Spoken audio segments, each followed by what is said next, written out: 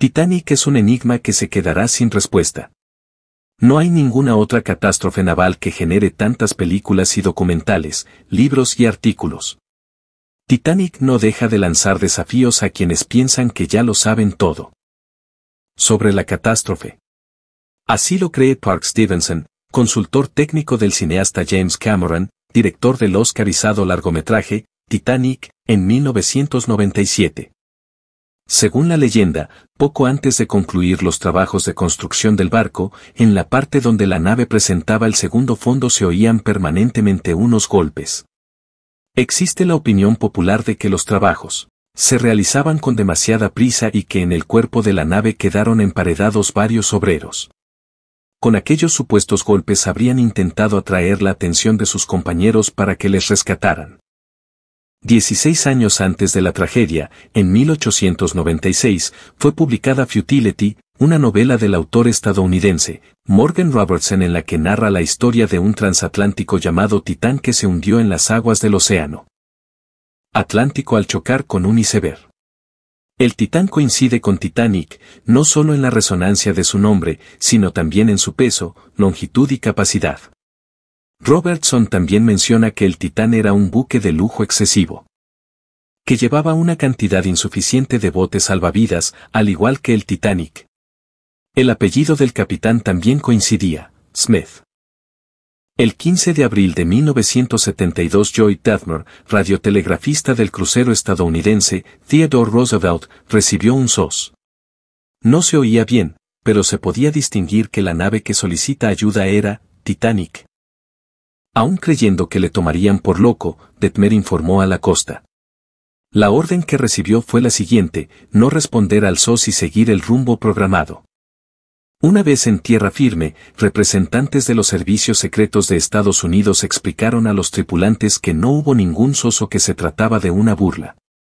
Sin embargo, a Detmer le pareció muy raro que las explicaciones se las dieran agentes secretos y emprendió su propia investigación. Su interés por tirar del hilo acabó por llevarlo a un manicomio. Sin embargo, antes de hundirse en la lolucra tuvo ocasión de examinar archivos con informe de sus colegas. Descubrió, para su asombro, que los radiogramas fantasmas del Titanic aparecían cada 6 años, en 1924, 1930, 1936, 1942, etc. En abril de 1996 en la prensa canadiense apareció la información de que el buque, Quebec, había recibido un nuevo SOS de Titanic.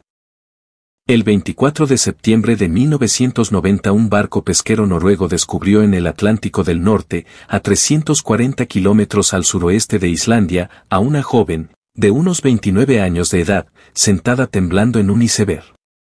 Dijo que su nombre era Winnie Coutts y preguntó por el resto de los pasajeros de Titanic.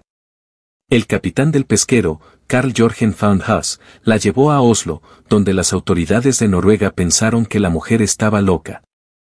Lo único que les hizo dudar fue que, según comunicaron los oficiales de la Marina Británica, en la lista de pasajeros de Titanic sí que había una Winnie Coutts. Otro detalle muy peculiar, la joven iba vestida a la moda imperante a inicios del siglo XX.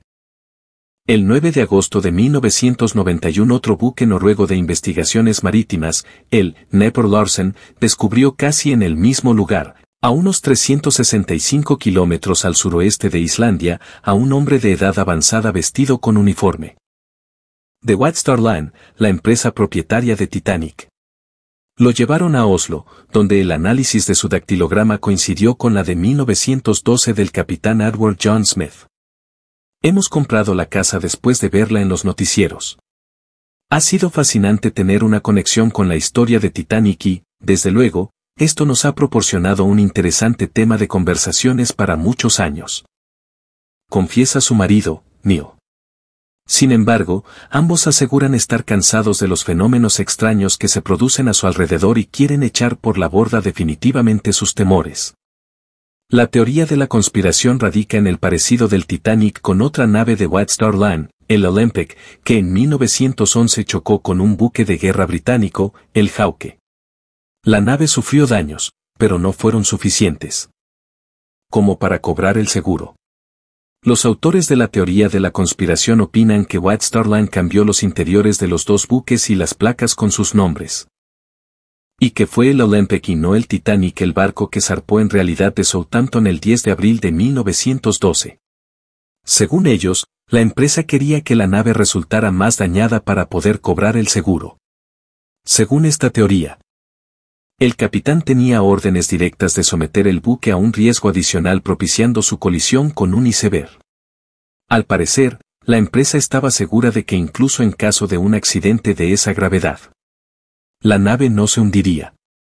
Esta teoría fue descartada después de que del fondo marino se reflotaran partes de Titanic con el número de construcción 401 grabado, que era el del Titanic.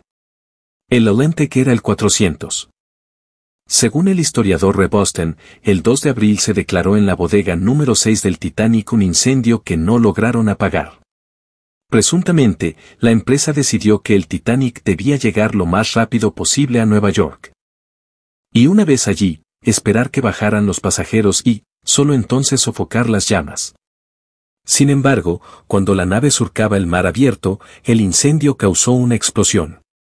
Boston justifica la alta velocidad a la que navegaba el Titanic en aquel momento con la prisa que tenía el capitán Edward Smith por arribar cuanto antes a Estados Unidos.